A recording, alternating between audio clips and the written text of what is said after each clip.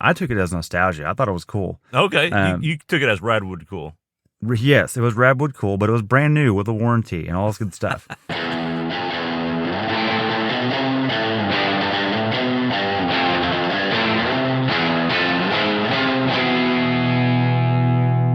Hello, welcome to Brake Check Show podcast. I'm Craig. And I'm Brian. And today we got some more fun car topics for us. We have what we've been driving lately, a minivan and a driftmobile. Possibly, we'll see. We'll find out about that. We have some weird, hopefully post-COVID related car news. Maybe too early for that, but some interesting car news nonetheless. And we also have the return of a fun segment, Dent Stories. Just too many good things to pass up there, and we got a library to choose from, so we got a couple more stories for you there.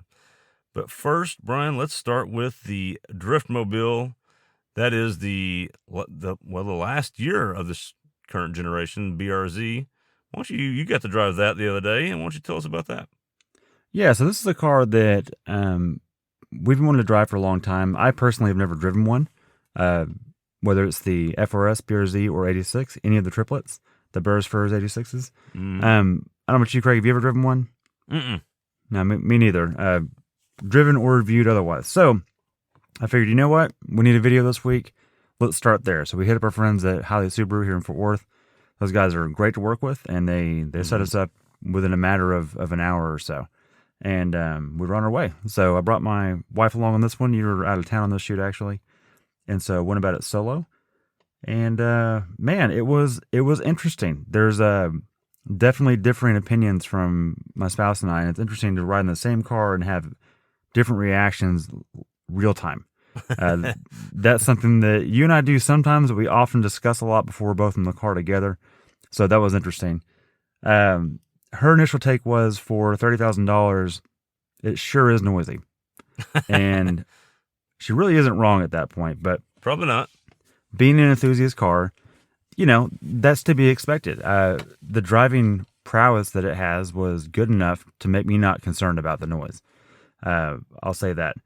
Now, the one we had on hand had the sport package with the Brembo brakes all around, which I'll just tell you, Craig, is overkill for the street.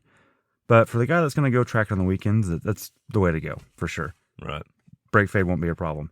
My overall opinion is, and keep in mind, like you just said, this is the last year of the first generation. In 2022, we're going to have an all-new car coming out with more power. And I'll keep it pretty simple. It felt a lot like an 80s Toyota in there, both good and bad. 80s Toyota, that's a little, don't you think that's a little harsh? I mean, it didn't come out in the 80s. Okay, maybe a 91 Toyota. Look, it had the same type of clock readout in the dash, that's really what I'm talking about. Like, I kept seeing that and going, man, this feels like an old Celica Supra or a 86 Corolla, old rear-wheel drive Corolla back in the day. And I go, well, wait a minute, that's not really a bad thing. Like, if you like, maybe they did that on purpose. That's what I'm sorry, that came out the wrong way. I didn't mean that as a negative. I took it as nostalgia. I thought it was cool. Okay, you took it as Radwood cool. Yes, it was Radwood cool, but it was brand new with a warranty and all this good stuff. And it had a good 6-speed transmission, and the seats were phenomenal, and the seating position was really good. So there's a lot of these core things that Toyota and Subaru meshed their brains together and spit out this hybrid, beautiful child car, and it's awesome. I love it. Would you call this a driver's car? Yes, I would. Absolutely. Interesting. I asked that because that's going to come up later in a future podcast. That particular topic, driver's car. Yes, it is. I'm glad you. Yeah, well, let's leave that there. That's a nugget for the future. Okay. But you and I actually, in real time, at the time of recording this, we have had heavy debates on this topic. So we're going to refine those thoughts, and we'll bring that back to the podcast later. But back to the BRZ. My wife's thought was, because she's not an enthusiast driver, she doesn't see it as a nostalgia of 90s Toyotas. To her, that's just an old car, right? Yeah. And look, she's right. To the most people are like, this is not a nice car. This is not luxurious at all. And a lot of people think for $30,000 you should be playing the luxury game. Here's the reality, Craig. You and I both know this. $30,000 doesn't go as far as it used to. It just doesn't. No, and it doesn't. Really hard to find a car that I fit in that is that fun to drive. So I walked away with a smile on my face. Okay. My wife was a little bit car sick, So, it's a win-lose situation. I would still keep it on the list if you're a driver and you want a fun car to drive on a back road. The most important topic that I need to hit on this is the torque dip in the power band. You didn't like that. I did not like that, and that has not been fixed. Yeah. And I know, look, this has been beat to death by other outlets and other people in the enthusiast realm. I know it's emissions related. I also know in the 22 model they've solved it. I'm just wondering why it took so long and why they even sold it that way in the first place. Because it really makes what is a good, competent car feel way slower than it really is. So the sensation you get when it dips, while your acceleration keeps going, it just feels flat, and then it comes back alive and it screams. It screams red line. It's linear like I like, but it's linear after 5,000 Do RPM. you think it's something you would just learn to work around if you owned it and you had it every day? It's just be one of the quirks of the car you would just look past, or is it so horrendous that you would have trouble looking past it? Oh boy, that's a really good question. I think I would train myself around it, but I would also immediately look for an aftermarket solution to tune that out and figure that out, because it is annoying enough. Yeah. And look, and what size is that motor? Is that a 2-liter? It's a 2-liter. Yeah, it's the so FA. the new one's is it a 2.4? Is that right? I believe it is. Yeah, I know. Actually, I think it's still a 2-liter, but it's 240 horsepour. So it's jumped. Okay. It's jumped 40 horsepower, and the torque's about the same. But yeah, I'm really intrigued by the new one. It's going to be awesome because, look, Subarus aren't known for being particularly noisy, so I'm thinking that the next model might be just a little bit more refined. Well, yeah, right, and that's the good news about each new generation of cars. They're always so much more refined. It's amazing. I almost feel like car manufacturers are getting so much better with each generation. It's really quite impressive. So it'll be fun to see what the new one drives like. So yeah, that's true, Craig. When we were kids, when the new car came out, it wasn't necessarily better. It just looked different. Whereas nowadays the chassis are better. The stiffness is better, and the NVH is better. There's a lot of attention put there. Yeah, a lot of attention to detail. So yeah, well, good stuff. We also got to drive something fun. You and I were together on this one. We got to drive the all new. Well, I say all new. Wait, did you say fun? It was fun. Absolutely. Okay. All right. I'm gonna bear with you on this one for the audience's sake. Yeah, and just so the audience knows, Brian's in a mood right now. Every car he drives is horrendous. So I'm just going to put that out there. I don't know what's wrong with him.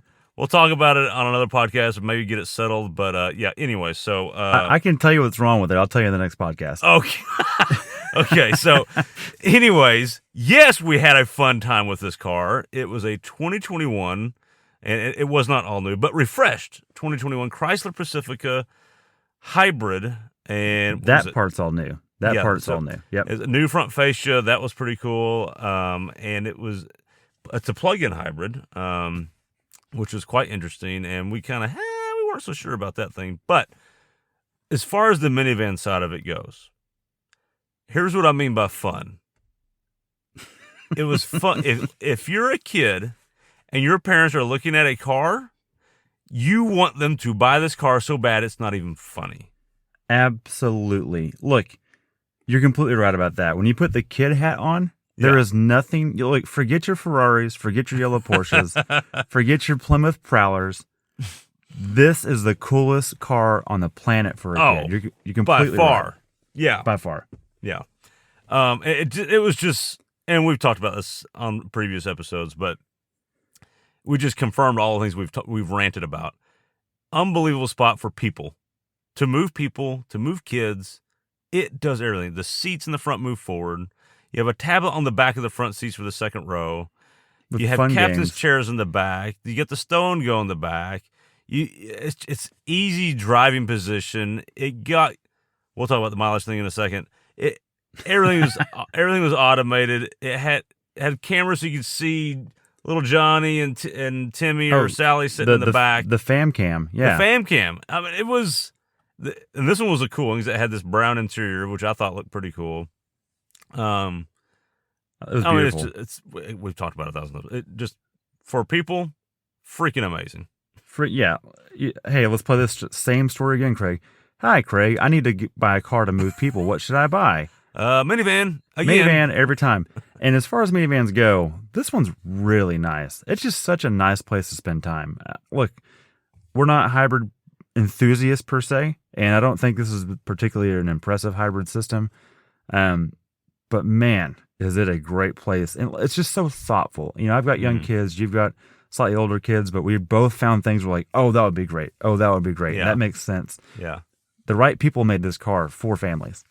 Look, I came home after talking about the thing, and then Hillary, my wife, was able to watch the review, and she's like, maybe I need a minivan for my next car. Oh, really? That's not the wrong answer. In fact, we're going to go and make this official on the Brake Check Show podcast. I'm doing it right here, right now. I hadn't even warned you about this. Uh-oh. In most instances, when you're looking at a car and, hey, what should I get? There's an acronym out there. M-I-A-T-A, M.I.A.T.A. M.I.A.T.A is always the answer. Yes, it is. Well, when it comes to people, Brian, it's not M.I.A.T.A is always the answer. It's minivan is always the answer. That's what M.I.A.T.A really stands for. So, oh, completely. Yeah. So there you go. Good job, man. Good acronym. I like that. Okay, so let's get to the hybrid part real quick, and then I want to move on. Okay. The hybrid aspect of it was, to me, a little lackluster. Sure, it's amazing that you can do the plug-in, you can drive 30 whatever miles on electric, but you and I have talked about it ad nauseum, and we're tired of talking about it at this point. When you start counting the kilowatt per hour, and your brain starts hurting, and you start doing the math, you start realizing real quick it's not that great. Why bother? Well, what you mean? Hang on, I'll pause real quick before we get hate mail again. What you mean there is that in terms of general energy efficiency, you're not talking about range or miles per gallon or MPGE, whatever the heck that means. You're talking about just raw energy efficiency. And the petrol engine, I'm sorry, is more efficient at transporting a large vehicle than electricity at sustained speeds on the highway, which is something we face all the time in Texas. Yep. So, again, in the urban region, not the same answer, not the same formula. Right. But where you're covering kind of distances, electricity just isn't that efficient, no matter how you cut it. Yep. Yeah, and we won't even get into where the energy's coming from topic, because it's just, we're tired of talking about it. It's a black hole. Yeah, it goes on forever. That's what I'm talking about. The electricity comes from somewhere, and in our region, we're not diversified enough to really make it meaningfully green, or purely green. Sorry, purely green. And so anyways, take that out. But here's the beauty of the system. If you ignore the electric assist, it's still a 3.8 Pentastar. It's not some four-banger that you're dragging a boat around with. It's actually a really good V6 paired with it. So It wasn't a total loss. No, exactly. What mileage did you say? At one point we were driving and you checked the mileage. What were we getting at that point? Do you remember what that was? I don't recall us getting a lot better than like 24. Okay, and I had one in Miami about a year ago as a rental, and I was getting about 22. Right. So that's the point right there. I mean, right.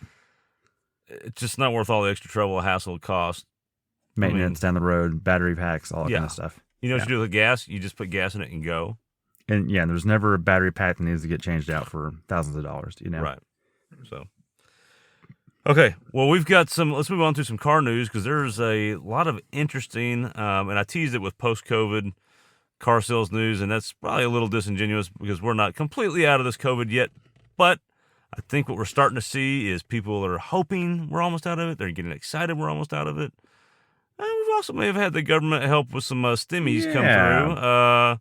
The stimuli is being seen in the sales figures. And it's benefited the car industry a little bit. And you've got some most of the points on this. You want to talk through some of those? Yeah, so I browsed some headlines over the last few days on some reoccurring themes that it keeps coming up. I go, man, we should probably talk about this. So I'm going to give you the highlights. I'm going to dig into one of them in particular. So Hyundai and Kia is the first one I came across. They are enjoying their best sales month ever in America, and that accounts for February of 2021. Wait, which is is the best awesome. sales month of the year, the past 5 years? You said Best sales month ever in America. Ever. That's crazy. Ever. That's a big deal. And they've come a long way, and they are growing their market share time after time after time. But this is a big jump. I mean, it's not like a little bit jump. It's like almost 8% more than their highest number ever. So that's pretty good. Mm-hmm. And February is not known for a sales month. Winter is not the time that sales go. In fact, we've talked to one of our local partners here in Mike Brown in Granbury, and he said the same thing. They expect a droop in colder weather, and it's been the opposite. Yeah, So it's phenomenal. crazy. In fact, that's partially why used car values are so high, is because you go to get a new car, you may not find the one in the color and trim that you want. You may have to go used to get that. So that's part of that factor. Let's see here. Something else, and this will allude to a future review coming up soon on Brake Check. The Cadillac Escalade sales are killing it. They are. Yeah, and to tease it a little bit, we can see why. We can see why. Yeah, they are doing notably better than last year's model. And granted, the whole chassis is new right now, but all new. Yeah, we can confirm that it's warranted. Moving on down, Volkswagen's ID4 sales have beat the Mach-E so far. Interesting, very interesting, and almost, I'll be hard to believe. Yeah, let's pause on this one real quick. I want to dig into it a little bit. If you're just a consumer of content, you and I are behind the curtain on this, but if you're just a consumer, you're going through YouTube, you're going through your automotive media outlets, the ID4 is not getting good reviews. No, in fact, and there's not even that much, not near as much press as there is compared to the Mach-E. Exactly. In fact, we reached out to Volkswagen and said, hey, we recently drove the Mach-E. We would like to drive this too. Can you get us in the seat? And he said, flat out, we're not launching this car. We're not doing a press event. We've got a few around the country in different regions, but they are sparse. Yep. And to be fair, the Ford doesn't have a whole lot of Mustang Mach-E's available either. So, oh no, that's true, but that hasn't stopped them from pushing it. They're still pushing it, and they still do have more out in terms of volume of press cars. Although we also sourced ours from a dealership to get it done. Yeah, true. Because we didn't want to wait around. We are on the list for it. We will get it later on and do a more in-depth review with it. But just to get the content out and get it on the front end of it, we sourced it from a local dealership. That's pretty interesting because it feels like Volkswagen's hardly even talking about this car, and for it to outsell the Mach-E, really just mind-boggling. So yeah, and they had their April Fool's joke of Volkswagen. Yeah, pretty funny. Not pretty Volkswagen. Pretty funny. It was leaked early. The joke didn't get to work like they wanted to. I was briefly panicked that the world has lost its mind. And then quickly looked at the calendar and thought, oh, okay, we got this. We'll be fine. Yeah. But anyways, in the reviews I have read on the ID4 are not that great. So I'm a little... We'll see. So that's interesting. Because the Mach-E has had, by and large, excellent feedback. Right. Including from us. So, in fact, our biggest issues with the car were the electric portion in general. Its design was phenomenal. Its build quality was excellent. I mean, all these things that we normally are critical of were not really a problem in the car. Right. Okay, another interesting one that I found entertaining was that Nissan has sold more GTRs than 370Zs this year. Okay. Well, first off, I think this is possible. I was going to say, how is this even possible? but I think I know exactly why. It's because you can't find a 370Z right now. That's correct. So, I mean, that's part of it, yeah. For two reasons. One, they kind of quit making it, really is what happened. And number two, the new one's coming out, so I think they're kind of clearing that sucker out. Well, they are going to have one more production year of it. So really? There's going to be a 21 and a 22. And then 23, the new one comes out. But rumor has it, there are microchip shortages, and those are going to Rogues, not to 370Zs. Well, that's a smart move by Nissan. It really is. That's their F-150. They got to keep that thing moving. Yeah. So that was entertaining. The one I want to dig in on is FCA doing so well. I'm sorry, Stellantis doing so well. Thank you. And by and large, what that means is that they have gone and this I'm gonna average. There's a whole bunch of figures in here by model. On average, all of their brands have increased sales by 30% across the board. Wow. In Q1, that is huge. That's crazy. That's a big number. Even Alfa Romeo. Now, Alfa Romeo didn't jump 30%, but it did top its annual growth. So its market share has been growing every year by about 4%, and that's where it's sitting right now, just over that. But the one that is most entertaining to me is of the FCA, or the American brands of Stellantis. Can I guess? Please, just guess the brand. You've got Jeep, Chrysler, Dodge. I'm going to go with... Is it... Okay. It's not even Ram? Oh, I'm sorry. I'll include Ram in there, too. I forgot Ram. Ram's there as well. Yeah. It's got to be Jeep. Well, while Jeep is the cash cow for Stellantis, that is not the most improved in Q1. It's got to be Ram. It's not Ram. It's the Dodge Durango. Yeah. The one that hasn't changed beyond the Hellcat part, which they did not sell enough Hellcats to warrant a 61% jump. I don't understand. I don't understand this. I don't get it. I can tell you what it is. They didn't sell any before? King. No, no. No, they did. Have you ever been to Avis? They're full of them. They're everywhere. I've driven a bunch from Avis. Here's the reality. They offer a V8, Craig. You think an that's SUV. I think it's part of it. And when you cross shop that with a Yukon or an Expedition, it's cheaper. An Expedition, you can't get a V8 in anymore. It's cheaper by a decent amount. Now, you can obviously spec it out to be very expensive, up to the Hellcats or even the Citadel brands. I like your V8 theory. I don't know if that's necessarily it, because they sell a lot of those with the Pentastar. They do. That's true. That's true. But it's the muscle car SUV. So, fun fact. There's some brand image there that people do like. Fun fact, the Durango platform is also the same as the Jeep Grand Cherokee platform. Which is also shared with the Mercedes M-Class platform. Which is also modified to be the Charger and Challenger platform. Yeah. Is it? Yes. I thought that was the E-Class. No, it's a shared chassis. They've got the Grand Cherokee is a modified Charger Challenger platform, I thought, which was the old M-Class.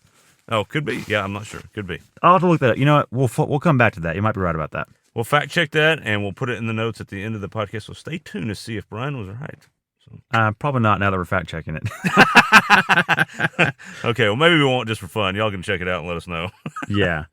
Okay, well, very interesting car news. I do want to make sure we save time for some Dent stories, because sometimes these take a minute and turn into therapy sessions too. So, this is true. I'm gonna lead it off. Okay. Mine's not the. Well, I'll say, to be honest with you, not even a dent was added to the vehicle in this particular story. Okay. All right. Do you want to guess which vehicle it was? Can I ask how long ago it was? No. Oh. I'm going to go with the Taurus wagon. Very good guess, actually. But no, you have to go farther in the Wayback Machine. We have to go back to, Brian. Oh, the Wayback Machine. Actually, before Craig had his driver's license, young Craig was very excited to drive this thing known as the 1983 Plymouth Scamp GT with hood scoops and hood tie downs because it was so powerful. No, it meant the hood latch was broken, Craig. That's what that meant. Yeah, never mind. Yeah. It was just poor Mopar quality. I'm sorry. And the GT part meant racing stripes. That's what that meant too. Yeah. Right. Yeah. Right. Okay, somebody had it wrong. Maybe that wrong. But here's what's exciting is young Craig was so excited he knew how to drive a stick. And young Craig was driving around the pasture, and sometimes the grass gets tall. I think I remember the story now that you're bringing it Yeah, up. sometimes the grass gets tall, and normally there's not things in certain spots of the pasture that there shouldn't be, actually. And well, okay. young Craig may or may not have mowed like he was supposed to in this particular area. There we go. So it could have been his fault. Probably not. I'm gonna go ahead and blame Dad. Because for the record, let's let the audience know that Dad he found joy in making us mow. That was just his thing. Right, and that was like, why do I need to mow that pasture? And it would turn into like, this is a lesson in microeconomics or son, why don't you go mow the 6-acre pasture with a push mower? Okay, yeah, exactly. It's a life lesson or something. And look, maybe there's some truth there. I have trouble pairing it up sometimes, but I know we understand work ethic. I can say that. Well, yeah, and again, this is going to turn right to a therapy session again. Here we go. But anyways, said part of pasture that was unmowed, for some reason. Never existed on this property in its life. Appeared a stack of like pallets and wood.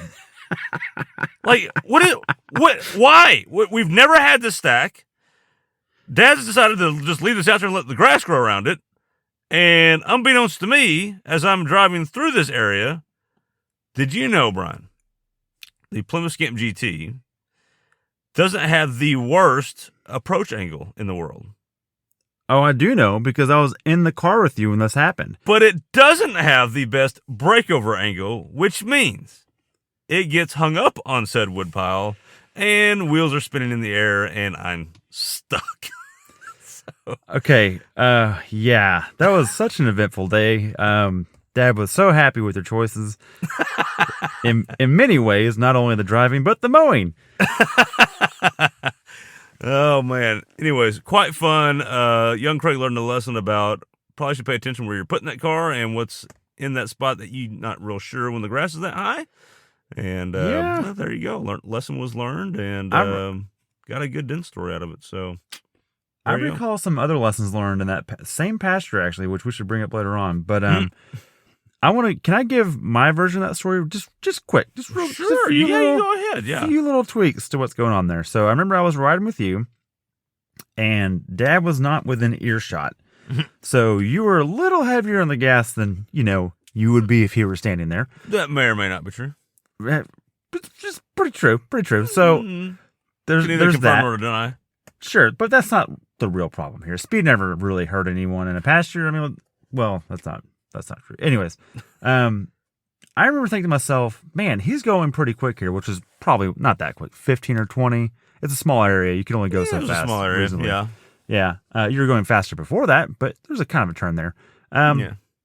And I remember thinking to myself, I wonder if he knows that woodpile is there, because I knew it was there. Well, thanks for telling me. Now I put you're in the same boat as Dad. You're guilty and at fault. You're complicit.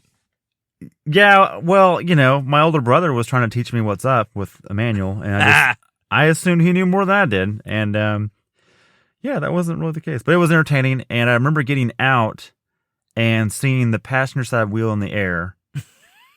And I think the left wheel was like skimming the grass barely, but nonetheless, front wheel drive, it wasn't going anywhere. It was completely in the air. I don't know how it got it that far off the ground. It's incredible. And I want to bring this story back to our previous vehicle driven. It was pulled off of the woodpile by a Plymouth Voyager minivan. Minivan to the rescue. Minivan is always the answer. Yep, and I remember Dad had me drive the minivan over while he was scolding you about something, and then he pulled it off the pile. So it was great. It was a great day for a little brother. I'll tell you that. Okay, well, good. So there you go. Okay, I guess it's my turn. Yep. So once upon a time, Craig, I was 14 years old, and I was hauling hay at a ranch in Lipan, Texas. And you've heard the story, and you actually brought this up the other day and reminded me about it. And we had a ranch vehicle out there. I say we, the family friends out there, and I worked with them hauling hay and everything. They had a ranch vehicle. It was I think it was a 94, 5, or 6. I can't remember exactly which year. The Isuzu Trooper, and it was like Army tan. It was awesome.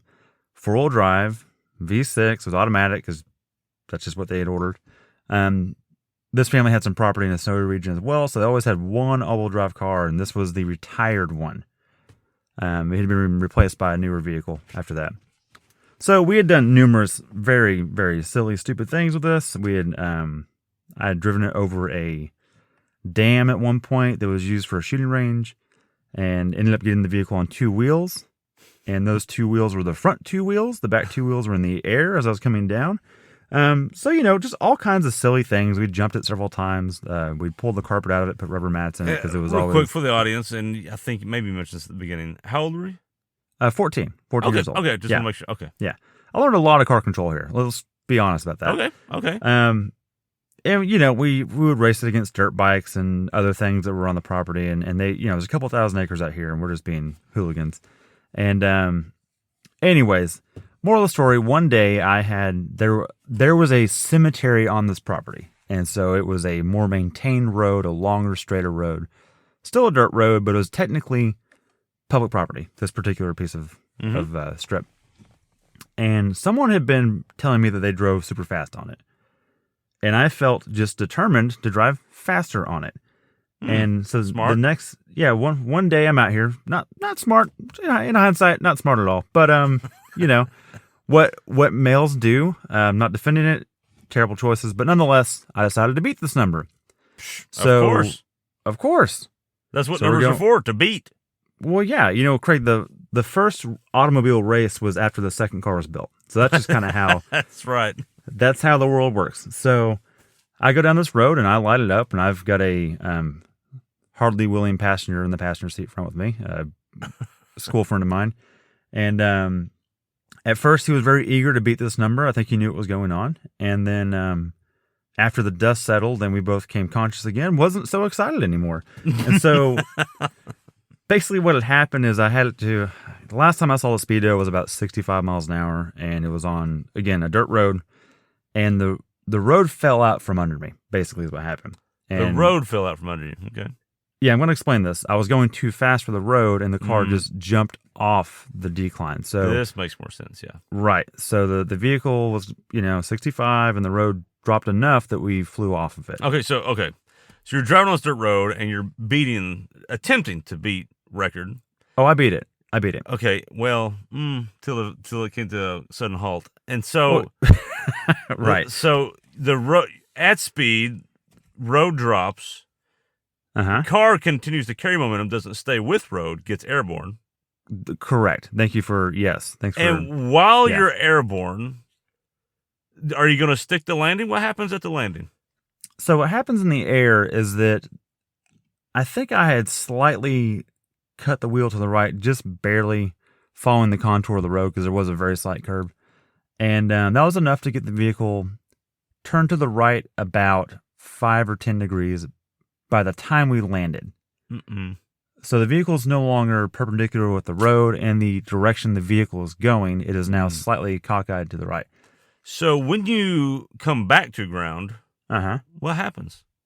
The vehicle tips up on my two wheels, driver's side two wheels. And I look up. The impact is really hard. I remember blinking and then looking up, and the whole world is at a 45 or 50 degree angle tilted towards the left. So I'm, my side's down, passenger side's up. And so I react and I cut it to the left. How'd that work for you? Not very well, Craig. Not very well. And what happened then?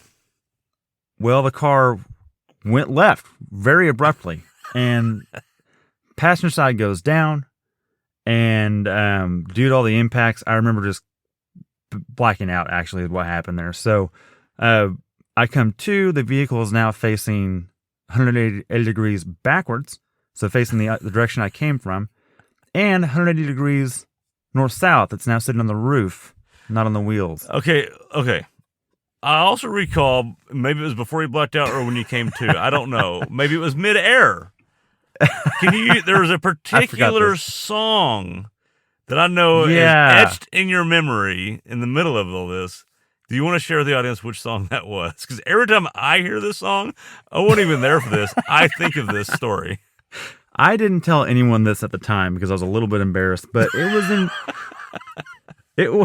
now granted, it was on the radio. There was no even cassette in this thing. The cassette was okay. broken, we all know you actually like the song, but it's okay. I know. That's the worst part of the story. It was Enrique Iglesias, and it was called Hero. So the lyric is, "I'll always be your hero," or I can be your hero or something. I think it's actually, "I can be your hero, baby." I forgot the baby part. Yeah, that's in there too. As you're going through the air and the vehicle is just rolling and being destroyed.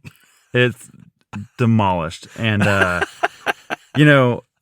ironic part was there was no hero in this moment, not in the driver's seat, that's for sure. And so I roll this thing over, and there's a little more to it. So I learned more. These are enlightening moments in life, and you learn about some things. So I come to, the world's upside down. I don't realize that, but I feel a lot of blood in my head. Not on my head, in my head, like the blood's rushing to my head. And I hit the seatbelt and then fall on my head. And as much as I can, I'm not really straight up and down in the seat. I've kind of leaned across the console. And I break a window, crawl out. I remember getting out, kind of shaking myself loose, and I see the drive shaft of the truck spinning. It's still in gear. Rear wheels are still moving. And there is just smoke, oil smoke billowing out under the hood, like just a ton. Because The engine's upside down. All this oil Right. runs out all the vent pipes, all the Doesn't have the EGR best oil vents. pump designed for that. No, not at all. So this is not an F1 car. There's no dry sump here at all. So I go to the passenger side to check on my buddy there, and I reach in and turn the car off first because I'm thinking, I don't want ignition spark igniting. This is a coil. This is a cap and rotor style engine, so there's all kinds of places where spark can ignite oil. So I turn it off, and I pull him out of the vehicle. He's not quite conscious yet, but he's coming to, and I pull him away from the vehicle. And we both sit on the ground with a very startled, oh crap, what just happened moment. And I look at the rear window. And by the way, we're both fine. No one's injured. My only injury was a bruise from the seatbelt. Looked like someone took a Sharpie and drew it across my chest. And I had a lot of blood on me from breaking the window. That was it. That glass is really sharp. That was the worst part. Absolute miracle. So I look at the rear window of this trooper, Craig, and you know how you have barn doors on cars? They'll have like a split door. Mm-hmm. The trooper had an interesting one. It was almost like a 30-70 split, or even like a 75-25 split. So there's a big gate door and then a really small door. And on the small door, that window glass was broken out, and then also the vertical portions of the window were bowed out. Wow. And I didn't know what that was until I found a motorcycle helmet that was in the backseat of the truck, was now about 100, maybe 150 feet away from us down the road. So the inertia of that spin had whipped this thing out of the cabin and bent through the beams and shot down the road. And ironically, Craig, do you want to hear the most ironic part of the story? So ironically, Craig, had I not flipped the truck, I would have actually driven through a cemetery, the actual cemetery that was there. And I would have obliterated headstones that were 100 years old at this time. So, weirdly enough, despite my poor choices, I'm glad I flipped that truck that day. Okay. Yeah. I don't know any people that would say they're glad they flipped that truck, but okay. The only thing I'll add to this is we're about out of time, but I will add, I remember hearing this story from Mom and Dad, and they were just so concerned and upset and worried, mainly worried. Rightfully so. Your brother's been in a wreck. I'm like, well, he's been in a wreck. Yeah, my 14-year-old brother's been in a wreck. He was driving. I'm like, he was driving? What? He rolled a trooper. He rolled a trooper? How? Anyways, quite impressive. You were 14 when that happened. I'll just add to this. I didn't have my first rolling event until, I don't know, I was about, well, I guess it would have been a good 20 years later probably. And I tried to match you, and that'll be a Dent story down the road, so a little tease there. But, yeah. You may have beat me, by the way, quite in terms of rotations. Impressive. You had more destruction. For sure. A lot more agony, I think. And a lot more agony, yeah. So, but, yeah, that's a good one. And hopefully we've increased Enrique Iglesias sales with that story. Because that's my favorite part. That song is a trigger of burning oil coming off that engine. I gotta say. And we still have you and I both still have a soft spot in our heart for the Isuzu Trooper. What a great! Oh, absolutely. A side story: I tried to buy one in high school. And my mom said, "Absolutely not." Probably smart move. Yep, absolutely. Okay, well, with that, thanks for listening. Tell everybody where to go to, because I never remember where all the places we're at. It's you confusing. get it wrong. We make it simple for our Brake Check fans. It's brakecheckshow.com. We have, obviously, our podcast links there, all of our social media, and most importantly, our YouTube account where we have our video reviews. Oh, that's pretty easy. Just brakecheckshow.com. That's it. I don't know how you messed it up. I just need to remember that from now on. That's it. So remember, brakecheckshow.com, and wear your seatbelts, trying to flip things over. That's easy. That's the moral. Well, all right. Well, cool. Thank you, Brian. That was fun. You're welcome. All right. See you next time. See ya.